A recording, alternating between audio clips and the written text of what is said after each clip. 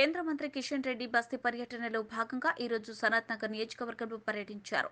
మొదట Devi Nagar Brooke brand కాలనీలో ప్రారంభమైన బస్తీ యాత్ర ఆ తర్వాత న్యూ బోయిగూడ శాంతి టింబర్ డిపో ప్రాంతంలో పర్యటించారు. పద్మనాభ రెసిడెన్సీ సభ్యులతో సమావేశమయ్యారు.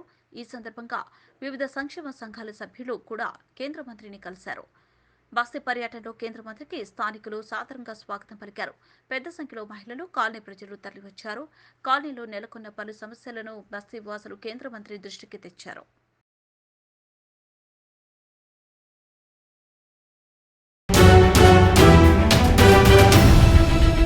ఎన్నో సంవత్సరాలుగా మీరు రాజకీయాల్లో ఉండి ఉంటారు.